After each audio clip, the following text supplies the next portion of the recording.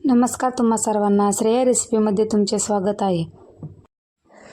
बाहेर मस्तपैकी पाऊस चालू आहे आणि तुम्हाला काहीतरी चटपटीत खावासं वाटतंय, तर आज मी बटाटा चटपटीत चिप्स बनवणार आहे। ही रेसिपी खूप सोपी आहे, फक्त 10 मिनिटांमध्ये ही रेसिपी होते। अशाच नवीन रेसिपीसाठी यूट्यूब चॅनलला सबस्क्राईब करा। मी इथे 2 मोठे बटाटे घेतलेले आहेत। ते बटाटे मी स्वच्छ पाण्याने धुवून घेतलेले आहे। आता मी त्या बटाट्याचे साल काढून घेणार आहे।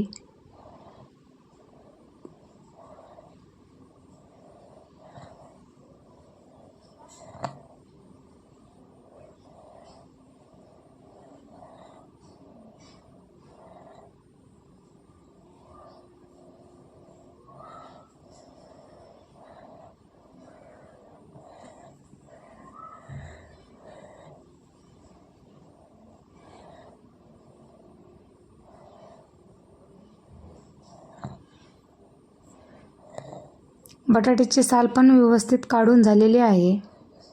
हे बघा, अशा प्रकारे हे बटाट्याचे साल काढून घ्यायचे आहे। आता त्या बटाट्याचे मी चिप्स तयार करून घेणार आहे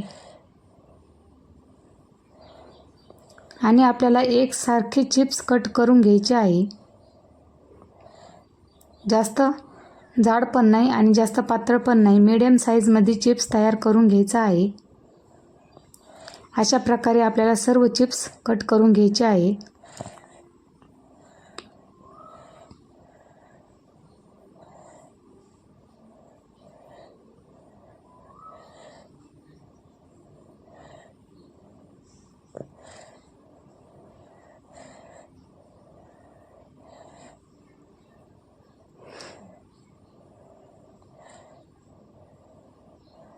इथे दोन्हीही बटाट्याचे चिप्स कट करून झालेले आहे। आता मी कढई घेतली आहे, त्या कढईमध्ये कट केलेले चिप्स टाकून घ्यायचे आहे। चिप्स पण टाकून झाले आहे। त्यामध्ये 1 वाटी बेसन पीठ ॲड करायचं आहे। चवीनुसार मीठ पण टाकायचं आहे। थोडीशी हळद पण टाकायची आहे। जिरे पावडर, काश्मीरी लाल तिखट आणि ती व्यवस्थित मिक्स करून घ्यायचं आहे। आपल्याला एकही थेंब न वापरता ते मिक्स करून घ्यायचं आहे। आपल्याला त्यामध्ये पाणी वापरायचं नाही, मिठाचं आणि त्याचंच पाणी त्यामध्ये होतं।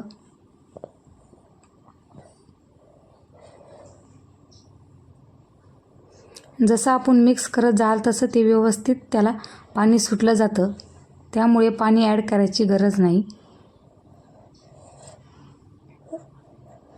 ते पण व्यवस्थित मिक्स करून झालं आहे। आता आपल्याला कढईमध्ये तेल गरम करून घ्यायचं आहे। तेल पण व्यवस्थित गरम झालं आहे। आता त्यामध्ये एक एक करून चिप्स सोडून घ्यायचे आहे।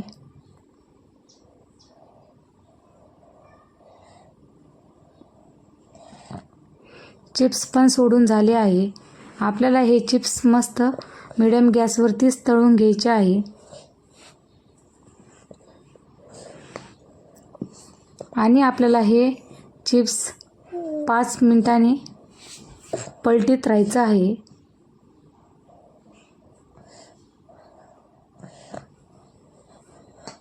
5-5 मिनिटाला हे चिप्स पलटून घ्यायचे आहे, कारण 5-5 मिनिटाला पलटले की चिप्स पण मस्त खरपूस भाजले जातात।